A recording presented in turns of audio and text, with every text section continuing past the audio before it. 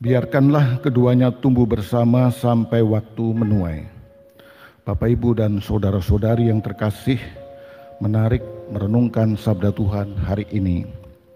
Di Palestina terdapat jenis rumput yang sangat mirip dengan gandum, namanya sisania.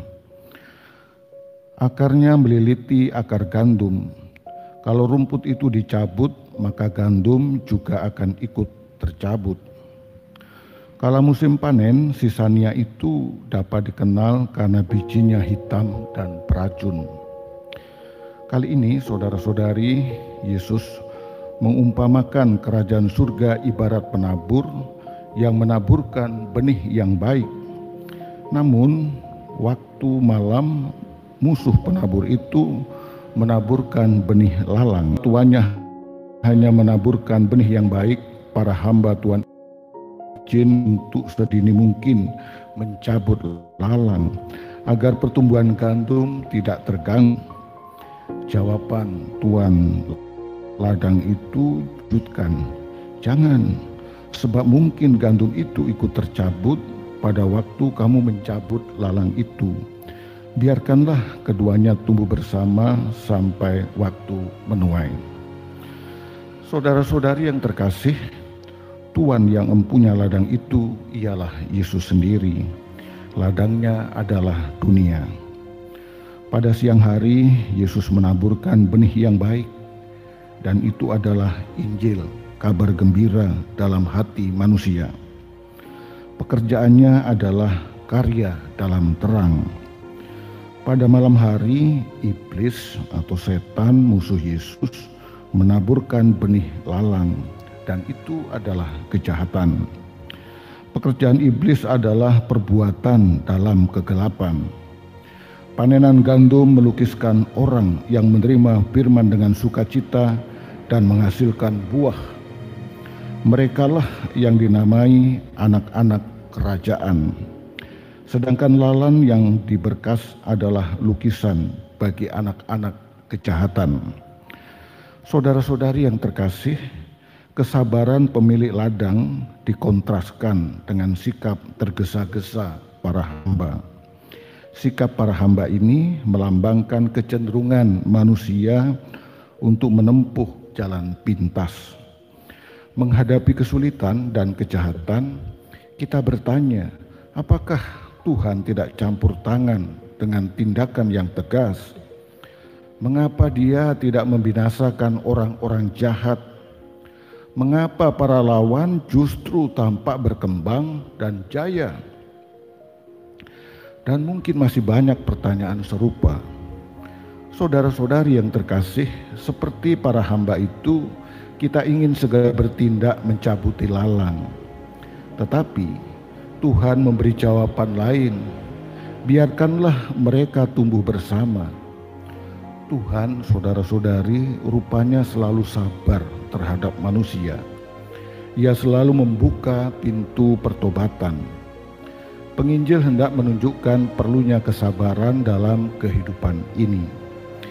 Di tengah rumitnya persoalan yang kerap kita nilai sangat merugikan, Allah tidak bertindak secara gegabah atau serampangan. Ia membiarkan lalang dan gandum tumbuh bersama dan menunggu sampai segalanya menjadi jelas pada saat menuai. Saudara-saudari yang terkasih, ada suatu cerita demikian. Sokrates, seorang filsuf Yunani kuno, ketika sudah lanjut usia, bercerita pernah melihat seseorang berusaha membuka pintu. Karena kunci tidak berfungsi dengan baik, orang itu menendang pintu, dan pintu pun terbuka. Sejak itu, Sokrates memutuskan dalam hati tidak akan pernah bertindak dalam amarah. Keputusan itu berhasil ia hidupi. Suatu hari, saudara-saudari, Santip, istrinya yang sangat suka mengeluh dan mengomel, memaki-makinya karena perkara yang sangat sepele. Waktu Sokrates lewat dari depan istrinya, Istrinya mengambil seember air dan menumpahkannya pada Sokrates. Sokrates tidak membalas. Bernada filosofis, Sokrates berkata, "Ya, setelah guntur, kita tahu." Itu saudara-saudari secara merefleksinya.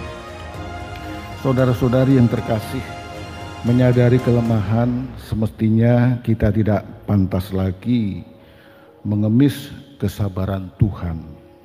Tetapi seperti kata pemazmur yang tadi kita dengar, Allah itu panjang sabar dan besar kasih setianya. Allah selalu memberi kesempatan bagi kita untuk berubah. Anehnya, kesalahan dan kesilapan kecil orang lain sudah membuat kita ini naik pitam dan tak mau mengampuni. Kalau tak bisa melenyapkannya dari bumi ini, kita terkadang mohon kepada Tuhan supaya Tuhanlah yang menyingkirkannya. Kita banyak mengeluh kepada Tuhan tentang orang lain. Tetapi kalau kita balik bertanya diri, apakah kita juga akan bertindak sedemikian keras terhadap diri sendiri apabila kita membuat kesalahan serupa? Bukankah kita juga, saudara-saudari, tidak luput dari kesalahan? Kita kerap bertindak keras dan tegas terhadap orang lain, sebaliknya sangat pengertian dan sekaligus pemaaf bagi diri sendiri. Saudara-saudari yang terkasih, perumpamaan ini memperlihatkan betapa Allah tetap menaruh sabar kepada kita dan memberi peluang, kesempatan, serta waktu seluas mungkin sampai batas-batas yang paling jauh agar kita bertobat dan menghasilkan buah yang baik. Tetapi Allah yang sabar itu adalah juga Allah yang adil. Ia memberi waktu yang cukup bagi kita untuk menata hidup. Suatu saat waktu untuk menuai, dan itu adalah pengadilan terakhir, akan tiba.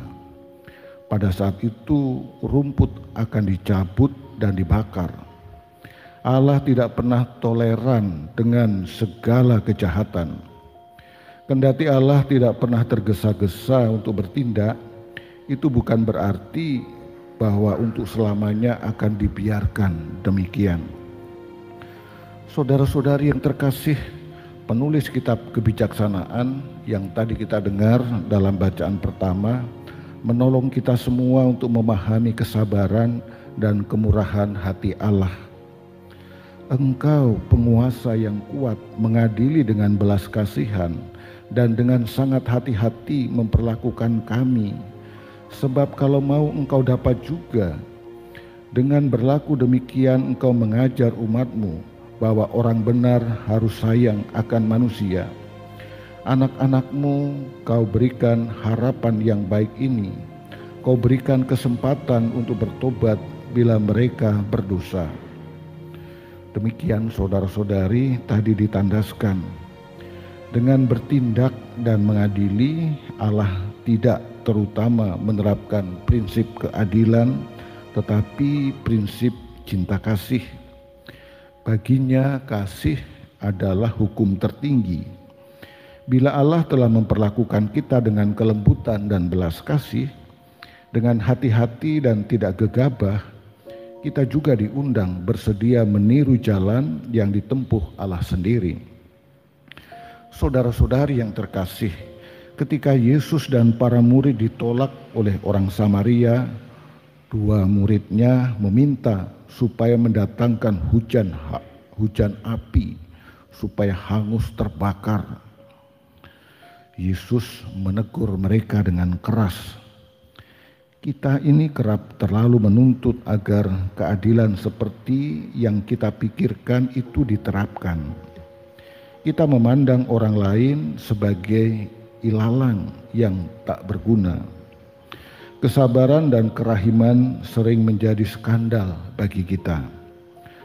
Menurut Santo Agustinus, saudara-saudari, tidak ada yang ditakdirkan menjadi ilalang atau gandum. Kita semua adalah ilalang. Tetapi dengan menerima kerajaan Allah, kita menjadi benih gandum yang baik. Gereja adalah persemaian dan tempat untuk bertumbuh sikap dan perilaku meniru kesabaran dan kebaikan Allah sendiri. Saudara-saudari yang terkasih, kita diajak untuk menanti masa menuai. Selama masa penantian itu, kemungkinan untuk bertobat tetap terbuka.